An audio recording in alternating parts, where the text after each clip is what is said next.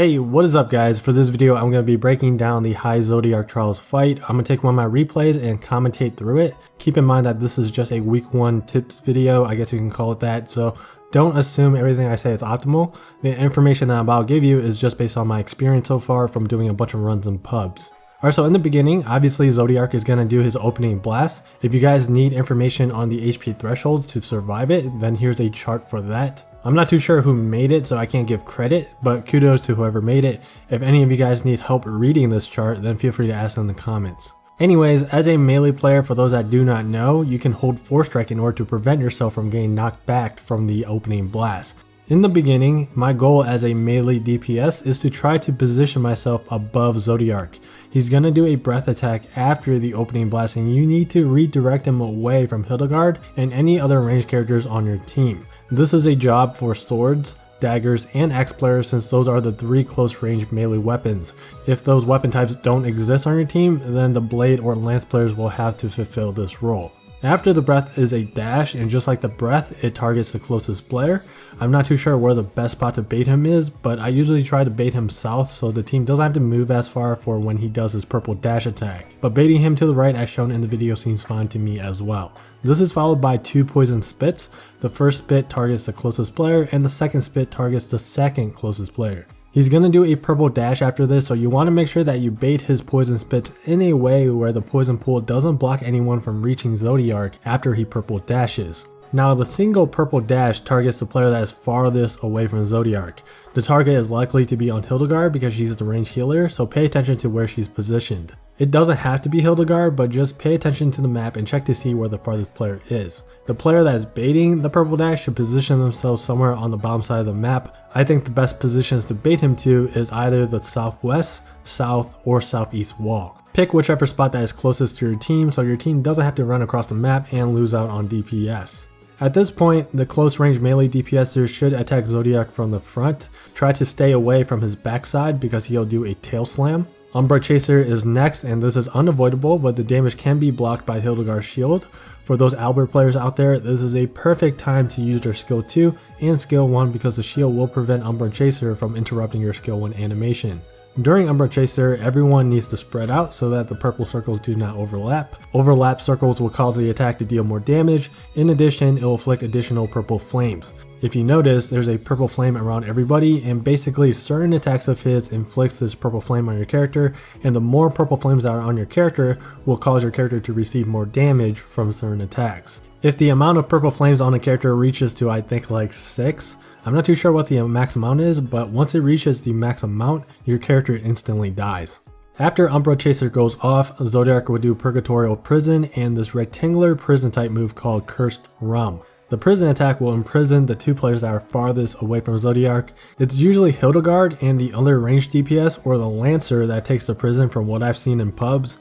With that being said, if you are one of the 2 players that is supposed to take the prison, make sure to position yourself for this attack as soon as Umbra Chaser goes off. You don't want to get split up from your team because Cursed Realm works the same as a pillar attack where it will split the damage across each player. Your team needs to stack in order to split and reduce the damage across all players, so not only is it important for the 2 imprisoned players to be positioned aligned with the other 2 players, but they also need to be close enough to Zodiark so that the other 2 players are in range of him in order to dish out constant damage during this moment. After Cursed Realm goes off, Zodiark is going to perform a normal dash attack targeting the closest player. You can simply dodge it by rolling twice.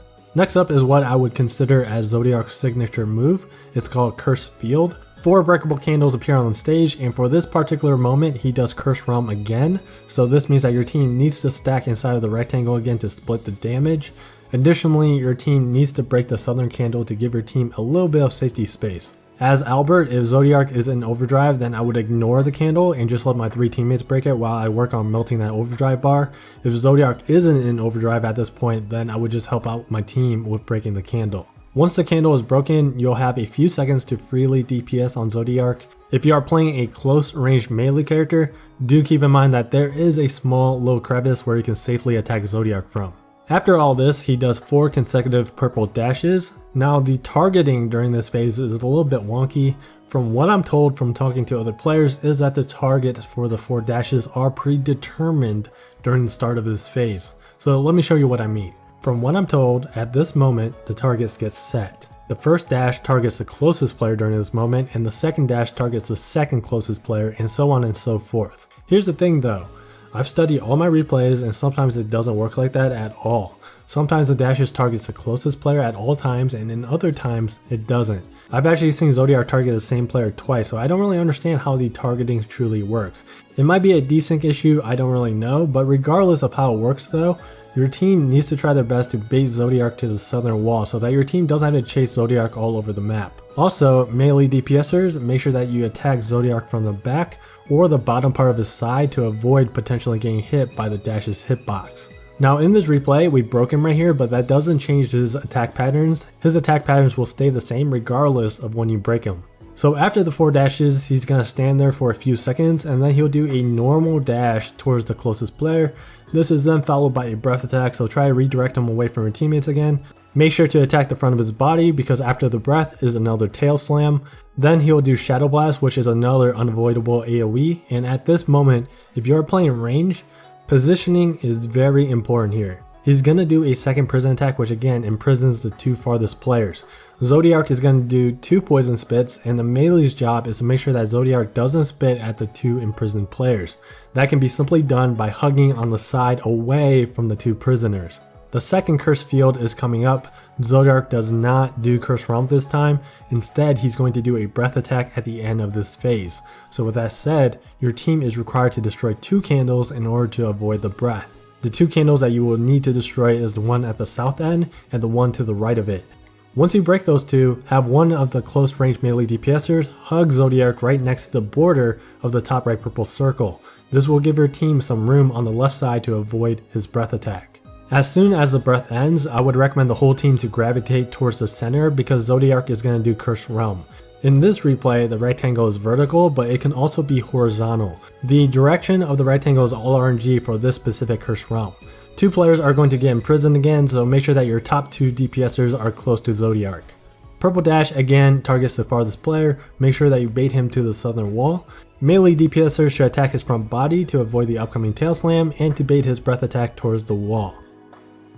Curse field number 3 is where people usually lose at because a lot of players do not know what to do here. There's multiple methods, but what I personally do is I hug Zodiark so that he targets me with the Curse Realm rectangle. By the way, I only take the rectangle if I'm not cursed because I need to be able to transform. If I am cursed, then I would just go break the southern candle with my teammates. If I do have the rectangle on me, then I take the rectangle with me to the top right candle, I transform into Cupid, break the candle, and then I use Cupid's skill right before the purple circle under me fills up. While I'm doing this, the rest of my team is at the southern candle. I'll show you a clip through that perspective. As you can see, we broke the southern candle and we all spread out so that we didn't get hit with the overlap damage. If you notice at the top, the player that took the rectangle didn't destroy the top right candle. This is the other method that you can do, but it depends on the dragon that you have equipped. Some dragons have really long skill animations and those skills can outlast through this whole attack if you time it right. I know Joan of Arc can do it and so can Popstar Siren. Lindworm can probably do it as well. I don't believe Cupid can because I've tried it and I just straight up died to the purple goo on the ground. After curse field number 3, he's going to do a single purple dash again. This time is followed by 2 poison spits, Shadow Blast, a normal dash, and a breath attack. We kind of messed up with the bait on the breath attack, but fortunately my team was already hugging the wall during this time, so they avoided it with ease. Curse field number 4 is just like number 2.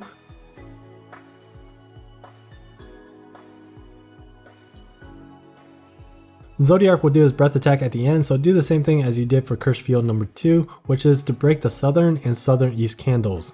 If your team is unable to break the second candle for this one, you can actually have one person transform into Cupid, tank the breath, then use the skill to restore your team's HP.